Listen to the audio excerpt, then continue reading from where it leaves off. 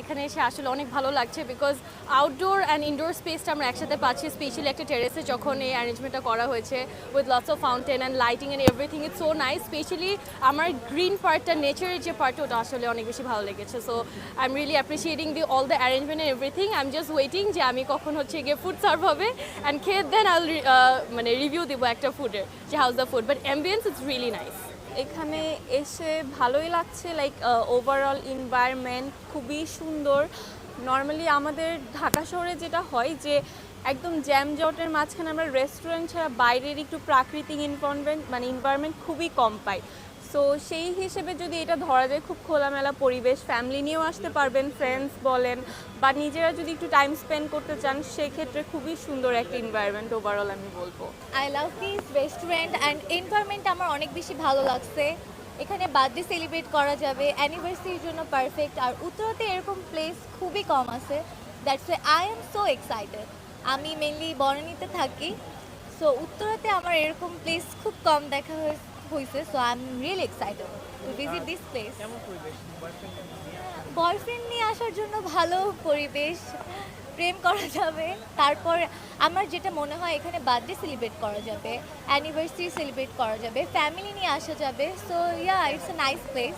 It's a really amazing place. এরকম rooftop restaurants বাংলাদেশে খুবই কম আছে। আমার কাছে খুবই ভালো লাগছে তাদের অ্যাম্বিয়েন্স, সব কিছু, লাইটিংস, তাদের যেই শ্যান্ডেলারগুলো লাগিয়েছে, লাইটসগুলো, সব কিছু অনেক নাইস ছিল। I am waiting for the foods, কখন আসবে রিভিউ করবো আর কি।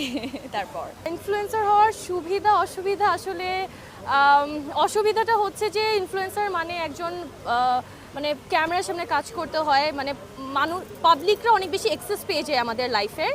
সো এটা হচ্ছে গিয়ে পার্সোনাল লাইফে ইন্টারফারেন্সটা চলে আসে, অনেকজন ইজি অ্যাক্সেসটা হয়ে যায়। সো এটা হচ্ছে গিয়ে অনেক বড় অসুবিধা, আর আমি সব অসুবিধা এড়িয়ে চলি আসলে।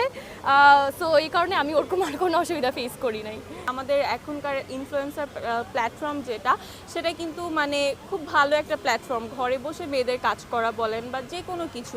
এখন আমাদের আগে যেটা হতো যে বাইরে কাজ করতে অনেকেই বাধা দিত, যে না বাইরে কাজ করা যাবে না বা অনেক বাধা, আমাদের কি করতে হতো। সেই দিকটা আমরা বাসায় বসে অনেক ভালোভাবে কাজ করতে পারি।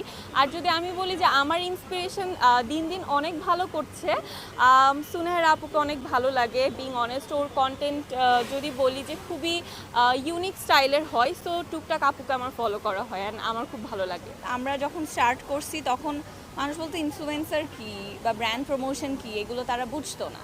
So day by day actually মানুষ এগুলো অনেক ভালোভাবে বুঝতেছে, অডিয়েন্সও গ্র্যাব করছে যে আসলে আমাদের কাজটা কী। সো ফার্স্টের দিকে এগুলো থেকে অনেক বেশি নেগেটিভ ইম্প্যাক্ট আসতো, তখন মনে হতো যে না, I have to take over from this career. But আস্তে আস্তে যখন দেখলাম যে না, audience are literally getting positive day by day, তখন আর কি অ্যাজ এ ইনফ্লুয়েন্সার এস্টাবলিশড হওয়ার। সবাই যদি হেড কমেন্টস পেতো তাহলে আমাদের কাজটা তো এত ইজি হতো না, রাইট? তো আমার মনে হয় যে হেড কমেন্টস আছে, কয়েকজন হয়তো বা একটু আমি বলবো ওই অ্যাটেনশনটা নিয়ে ফেলে, বাট আরও অনেক মানুষ আছে যারা অনেক কষ্ট করছে। তো আপনারা যদি তাদের কাজ সাপোর্ট করেন, দেখবেন আমাদের আশেপাশে সব পজিটিভিটি বেশি থাকবে ইনশাআল্লাহ। কেউ না বুঝলেও আমরা আপনার প্রয়োজন বুঝি, আর তাই তো অত্যাধুনিক ফিচার সম্বলিত বিভিন্ন সাইজ আর কালারের 250টিরও বেশি ডিজাইন অপশন নিয়ে ওয়ালটন স্মার্ট ফ্রিজ বোঝে আপনার প্রয়োজন।